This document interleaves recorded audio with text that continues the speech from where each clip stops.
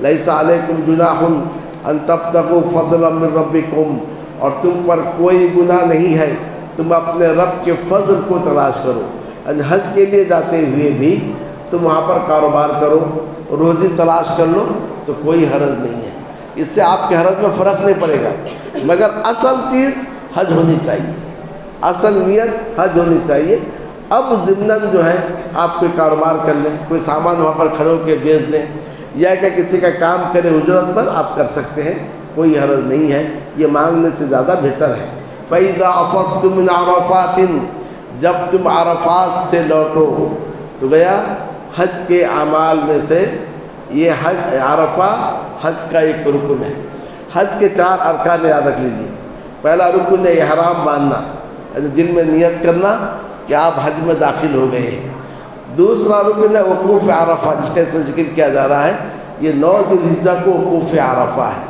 تیسرا رکن ہے طواف افاضہ، چوتھا رکن ہے سعی۔ یہ 4 کام جو کر لیا اس کا حج ہو گیا۔ باقی جو کچھ کام چھوٹ گئے، کسی پر دم ہے کسی پر دم نہیں، وہ الگ بات ہے۔ تو حج کے ارکان 4 ہیں، یاد رکھ لیں۔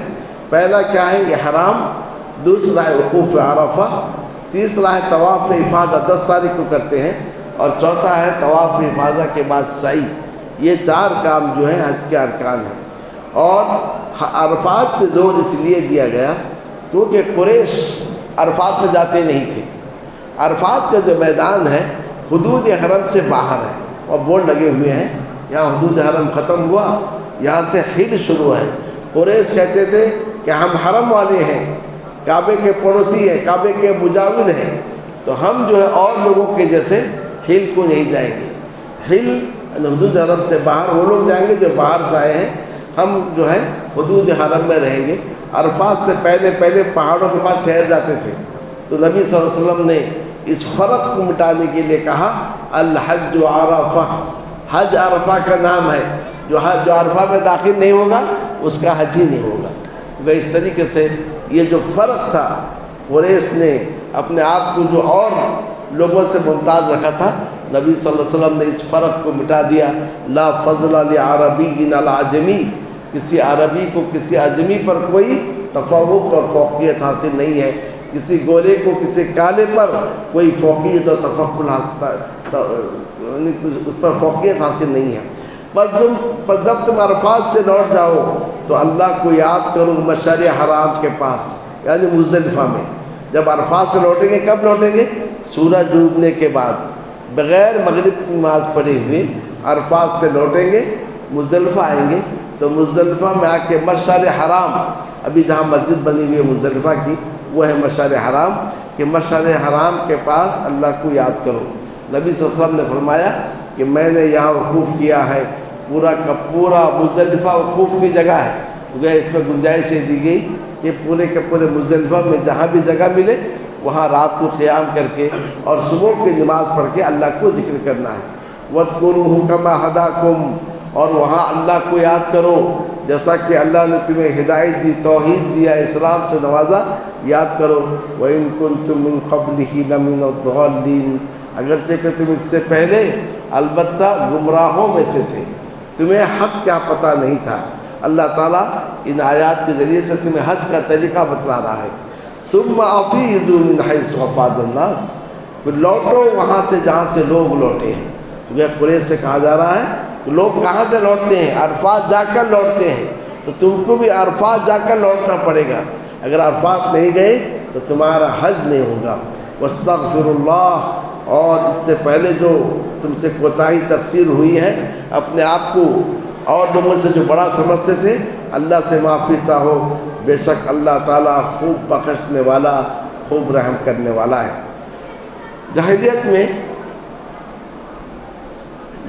جو لوگ حج کرتے تھے، جب وہ حج کا کام پورا کر لیتے، یعنی 10 تاریخ کو طواف کر لیے، سعی کر لیے، تو حلال ہو گئے۔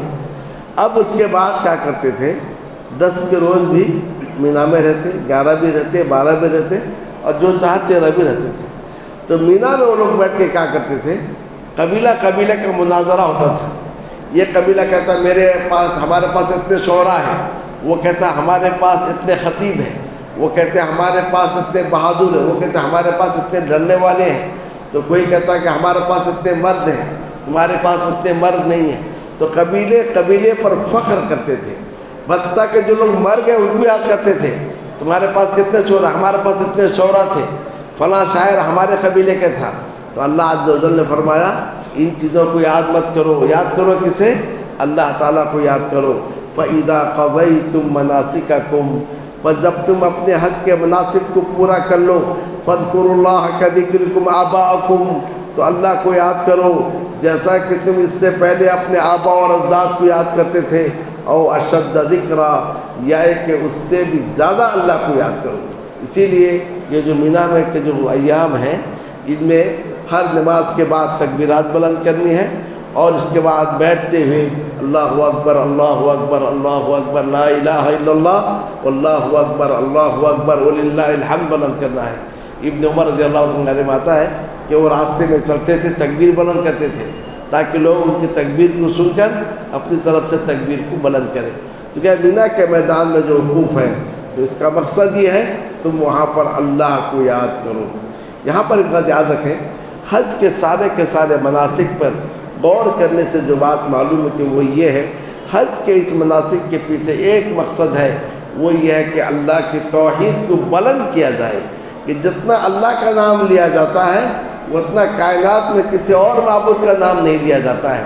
اب اندازہ لگائیے 50 لاکھ حاجی ہیں، 60 لاکھ حاجی ہیں، یا 10 لاکھ بھی حاجی ہوں، وہاں پہنچ کر اللہ اکبر اللہ اکبر اللہ اکبر جو کہتے ہیں، یہ ساری کی ساری آواز سے فضا معمور ہو جاتی ہے، فضا جو ہے اللہ کی بڑائی اور کبریائی سے بھر جاتی ہے۔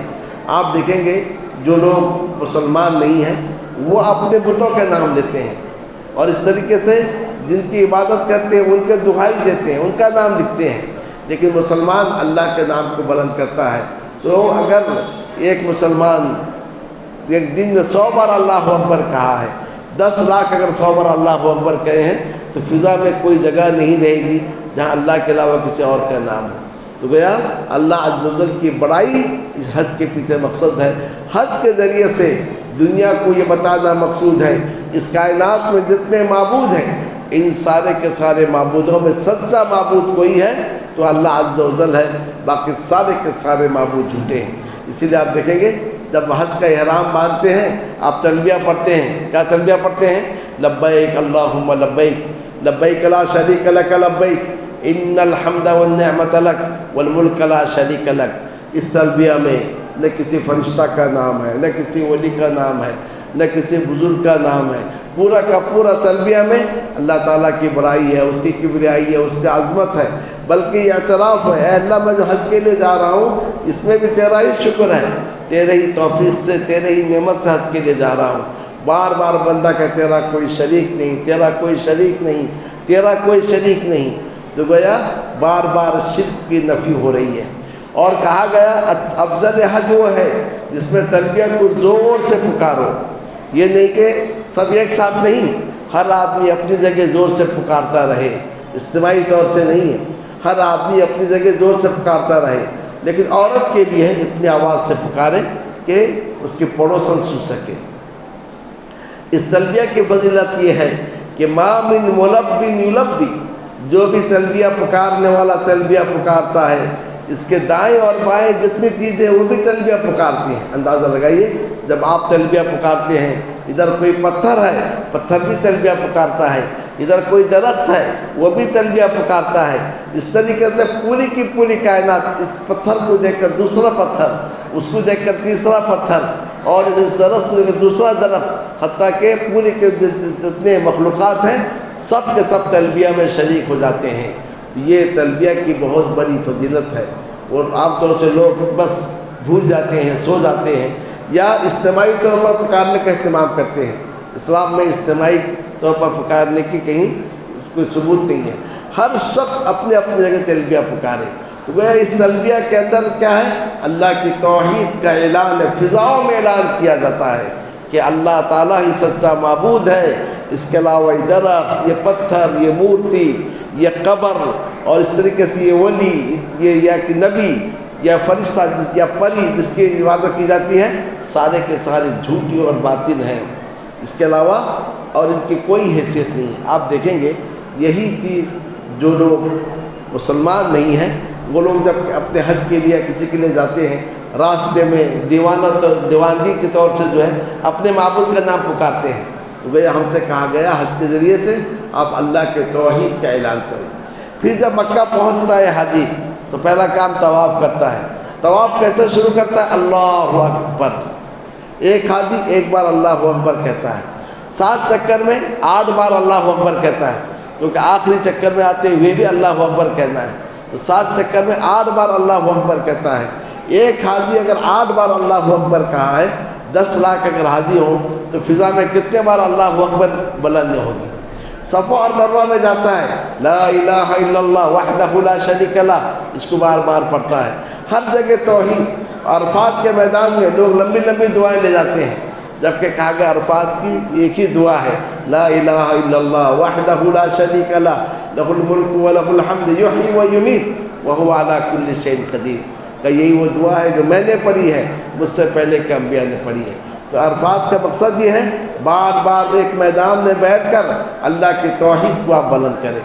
جا بجا آپ یہی دیکھیں گے کہ حج کے اندر تلبیہ تلبیہ تلبیہ، اور سارے کے سارے جانور کو ذبح کرتے ہیں کیا کہہ کر؟ اللہ اکبر۔ تو گویا اس طریقے سے حج کے ان ایام میں اللہ کی بڑائی، اس کے نام کو اس انداز سے بلند کیا جاتا ہے کہ دنیا میں کسی معبود کا اس انداز سے نام نہیں دیا جاتا ہے۔ تو گویا حج کا مقصد یہ ہے اللہ تعالیٰ کی بڑائی، اس کی کبریائی کو بیان کیا جائے۔ اسی لیے کہا گیا جب تم حج کے مناسک پورا کر لو تو اللہ کو یاد کرو جیسا کہ تم اپنے آبا اور اجداد کو یاد کرتے تھے یا اس سے بڑھ کر۔ پھر یہاں پر اللہ کو یاد کرنے والوں کی بھی 2 قسم ہیں۔ کچھ لوگ ایسے ہیں جو اللہ سے صرف دنیا مانگتے ہیں، رب نے کہا ان کے لیے آخرت میں کوئی حصہ نہیں ہے۔ کچھ اور لوگ ہیں جو اللہ سے دنیا بھی مانگتے آخرت بھی مانگتے ہیں، اور انہی کے لیے جو ہے آخرت میں حصہ ہے۔ فَمِنَ النَّاسِ مَن يَقُولُ رَبَّنَا آتِنَا فِي الدُّنْيَا حَسَنَةً، بعض لوگ تو ایسے ہیں جو کہتے ہیں اے ہمارے رب تو ہمیں دنیا، تو ربنا آتنا فی الدنیا، اے ہمارا رب تو ہمیں دنیا میں دے، یعنی دنیا کی دولت، دنیا کی روزی، دنیا کی اچھائی مانگتے ہیں۔ وما له فی الآخرۃ من خلاق، اس کے لیے آخرت میں کوئی حصہ نہیں ہے۔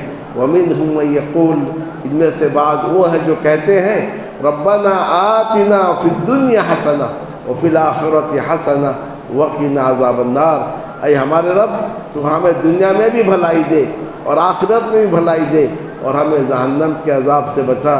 یہی وہ لوگ ہیں اولئک لہم نصیب مما کسبوا، وہی ہے جن کے لیے حصہ ہے اس سے جو انہوں نے کمایا، اور اللہ بہت جلد حساب لینے والا ہے۔ میدان محشر میں اگلے اور پچھلے سب کا حساب لے گا، تو اس میں اتنا حساب کیسے لے گا آپ سوچئے، بہت جلد بڑی تیزی کے ساتھ اللہ تعالیٰ حساب لے لے گا۔ اب اس کے بعد یہ ہے کہ جب مینا میں ٹھہریں گے تو مینا میں جو ٹھہریں گے 10 تاریخ کو، پھر 11، 12 یا 11، 12، 13، اس کو ایام معدودات کہتے ہیں۔ وَاذْكُرُوا اللَّهَ فِي أَيَّامٍ مَعْدُودَاتٍ، اور تم اللہ کو یاد کرو گنتی کے چند دنوں میں، یعنی 11، 12 کو یا 11، 12، 13 کو۔ فَمَنْ تَعَجَّلَ فِي يَوْمَيْنِ فَلَا إِثْمَ عَلَيْهِ، جو 2 دن میں مینا سے نکل جائے، یعنی 11 اور 12 کو، اس پر کوئی گناہ نہیں ہے۔ وَمَنْ تَأَخَّرَ فَلَا إِثْمَ عَلَيْهِ، اور جو مینا میں ایک دن اور رہ جائے 13 کو، اس پر بھی کوئی گناہ نہیں ہے۔ لِمَنِ اتَّقَىٰ، اہم مسئلہ یہ ہے کہ اللہ سے ڈرنے والا کون ہے جو تقوی رکھا ہے۔ 2 رہے یا 3 رہے کوئی مسئلہ نہیں ہے، اہم مسئلہ تقوی کا ہے۔ وَاتَّقُوا اللَّهَ، ڈرو اللہ سے۔ وَاعْلَمُوا أَنَّكُمْ إِلَيْهِ تُحْشَرُونَ، اور جان لو کہ تمہیں اسی کے جانب اکٹھا ہونا ہے۔ دنیا میں سارے کے سارے اعمال کر کے پھر اللہ عز و جل کے جانب لوٹنا ہے۔ تو گویا حج کے مناسک بتاتے ہوئے، اس سے پہلے روزے کے احکام بتلاتے ہوئے جا بجا آخرت کی یاد دلائی جاتی ہے، اور اللہ سے ڈرنے کی تلقین کی جاتی ہے، اللہ عز و جل کے جانب لوٹنے کو یاد کرایا جاتا ہے، کیونکہ جب آخرت کا ایمان مضبوط ہو جائے، ہمیں دنیا جیسے بھی ہو گزار کر اللہ کے پاس جانا ہے، تو انسان اپنی دنیا میں صحیح راستے پہ چلتا ہے اور درستگی کے ساتھ دنیا کو گزارتا ہے۔ اس لیے نبی اکرم صلی اللہ علیہ وسلم کہتے تھے ما لی ولی دنیا، مجھے دنیا سے کیا لینا ہے؟ انما انا کراکب، میری مثال ایک سوار کی ہے، مسافر کی ہے، چلتے ہوئے ایک درخت کے نیچے سائے میں بیٹھا، پھر تھوڑی دیر آرام کر کے سایہ چھوڑا، پھر اپنے منزل کے جانب روانہ ہو گیا۔ تو گویا یہ دنیا بھی ایسی ہے کہ ہم اس دنیا میں مسلسل سفر میں ہیں، کچھ کم نہیں ہے۔ اعجاز سے عمر بشر بھی، آرام سے بیٹھا بھی ہے، جاری بھی ہے سفر بھی۔ تو گویا ہم ہر لمحہ سفر کرتے ہوئے جا رہے ہیں، ہر لمحہ ہم آگے کے جانب بڑھ رہے ہیں۔ تو دنیا کو جو سب کچھ سمجھ لیتا ہے تو اس کا مطلب یہ ہے سوائے افسوس کہ اس سے کچھ نہیں ملتا ہے۔ آخر میں جب عمر ختم ہوتی ہے، ہائے افسوس میں نے کچھ نہیں کیا۔ اس لیے ہمیں چاہیے ہم اپنے آپ کو مسافر سمجھتے ہوئے چلیں۔ ایک مرتبہ عمر رضی اللہ تعالی عنہ نبی صلی اللہ علیہ وسلم کے گھر آئے تو دیکھا گھر میں کچھ نہیں ہے، بس ایک مشکیزہ لٹکا ہوا ہے اور کہیں کچھ جو رکھے ہوئے ہیں، اور نبی صلی اللہ علیہ وسلم حسیر میں سوئے ہوئے ہیں اور حسیر کے نشانات بدن میں لگے ہوئے ہیں۔ تو رونے لگے، کہا عمر کیوں رو رہے ہو؟ کہا اللہ کے نبی صلی اللہ علیہ وسلم، ہم روم کے بادشاہ کو دیکھتے ہیں، ایران کے بادشاہ کو دیکھتے ہیں، وہ باطل پر ہیں لیکن کتنے عیش کے ساتھ، آرام کے ساتھ ہیں، لیکن آپ اللہ کے رسول ہیں، آپ ضرور بشر ہیں، آپ کی یہ حالت ہے کہ چٹائی پر سوئے ہوئے ہیں، جسم پر چٹائی کے نشانات ہیں، اور اس طریقے سے کھانے کے لیے گھر میں کچھ نہیں ہے۔ تو نبی صلی اللہ علیہ وسلم، عمر کیا تم اس بات سے راضی نہیں؟ ان کے لیے دنیا ہے اور ہمارے لیے آخرت ہے۔ تو برادران اسلام، یہ ہے دنیا کی حقیقت۔ انسان دنیا کو سب کچھ سمجھتا ہے، اس کے پیچھے اپنے آپ کو جھونک دیتا ہے، اور اس طریقے سے جب عمر ختم ہو جاتی ہے تب وہ افسوس کرتا ہے ہائے میں نے کچھ نہیں کیا۔ اسی لیے حدیث میں ہے نبی اکرم صلی اللہ علیہ وسلم نے فرمایا بادروا بالاعمال سبعا، 7 چیزوں کے آنے سے پہلے عمل کر کے آگے بڑھ جاؤ، 7 چیز آنے سے پہلے نیک عمل کر کے آگے بڑھ جاؤ۔ هل تنتظرون الا فقرا منسیا، تمہیں کس کا انتظار ہے؟ کب نیکی کرو گے، کب توبہ کرو گے؟ کہ جب فقر و فاقہ آئے گا، ابھی کما لو، جب فقر و فاقہ آئے گا کنگال بن جاؤ گے تب اللہ کو یاد کرو گے۔ فقر و فاقہ تو ایسی چیز ہے جو ہر چیز کو بھلا کر رکھ دیتی ہے، ذکر کے جانب تمہارا دل مائل نہیں ہوگا۔ اور غنى مطغیہ، یا تم مالداری کا انتظار کر لو، خوب مالداری ہوگی تب تم اللہ کو یاد کرو گے۔ مالداری تو ایسی چیز ہے جو انسان کو سرکش بنا دیتی ہے۔ اور ہر عمل مفندہ، یا تم بڑھاپا کے انتظار میں ہو، جوانی میں خوب کما لیں گے، جب بڑھاپا کو پہنچیں گے تب بیٹھ کر اللہ کو یاد کریں گے۔ بڑھاپا تو ایسی چیز ہے انسان کو کھسوٹ بنا کے چھوڑ دیتا ہے، ادھر درد ہے ادھر درد ہے، ادھر تکلیف ادھر تکلیف ہے، تب کیا اللہ کو یاد کرو گے؟ اور مرض مفسدہ، یا کہ تم بیماری کے انتظار میں ہو، جب ہاسپٹل میں تم کو 4 پائی پہ لٹائے جائے تب اللہ کو یاد کرو گے۔ اس وقت تو تمہارا ذہن ہی بگڑا ہوا رہے گا، جسم میں فساد آ جائے گا، تب اللہ کو کیا یاد کرو گے؟ کیا تم اس کا انتظار میں ہو کہ جب دجال آئے گا، اب دجال آ گیا ہے، قیامت آنے والی ہے، تب تم عمل کرو گے؟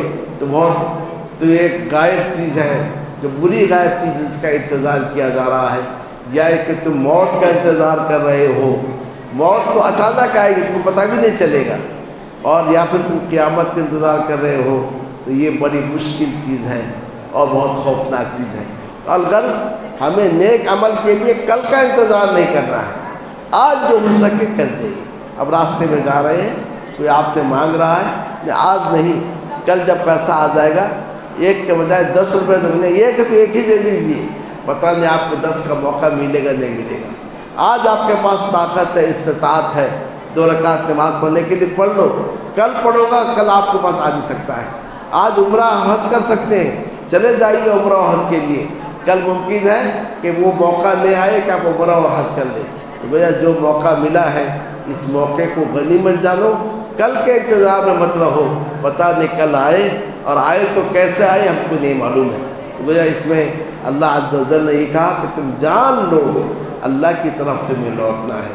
تو گیا تم کو ایک کام کے لیے، ذمہ داری کے لیے بھیجا گیا ہے، تو اس ذمہ داری کو ادا کرو، اللہ تعالیٰ کے توحید کو قائم کرو، اور اس طریقے سے اللہ تعالیٰ کی عبادت کو مزہ لاؤ۔ جو ضابطہ حیات اس نے دیا ہے اسی کے مطابق زندگی گزارو، تاکہ تم کامیابی کے ساتھ اس کے پاس جا سکو۔ اللہ رب العالمین سے دعا ہے کہ اللہ عز و جل ہم سبوں کو اس کی توفیق عطا فرمائے، اور ماہ رمضان کے جو ایام باقی رہ چکے ہیں، اور خاص طور سے آج کی رات اس کی بڑی اہمیت ہے، اور اس کے بعد 29ویں رات اس کی بھی بڑی اہمیت ہے، یہ راتیں ابھی ہمارے پاس باقی ہیں، ان راتوں میں بھی ہم کثرت سے اللہ عز و جل کی جانب لوٹ کر، آنسو بہا کر، اور توبہ اور استغفار کر کے، اس کا ذکر کر کے، اس کی بڑائی بیان کر کے تلافی یا معافات کر سکتے ہیں، اور اب تک جو کمی ہے، جو تقصیر ہے، اس کو ہم دور کر سکتے ہیں۔ اس لیے اپنے اوقات کو ضائع کرنے کے بجائے، فضولیات میں لگانے کے بجائے، ہمیں چاہیے رب کی جانب لوٹیں، کثرت سے توبہ اور استغفار کریں، اللہ عز و جل کا ذکر کریں، اور رب العالمین سے دعائیں کرتے رہیں۔ اللہ عز و جل ہمیں ان لوگوں میں شامل فرمائے جو ان راتوں کی برکتوں سے مستفید ہوتے ہیں، اور جنہیں ان راتوں میں بخش دیا جاتا ہے اور جہنم سے آزاد کیا جاتا ہے۔ وصلی اللہ تعالی علی النبی الکریم وعلی آلہ وصحبہ اجمعین۔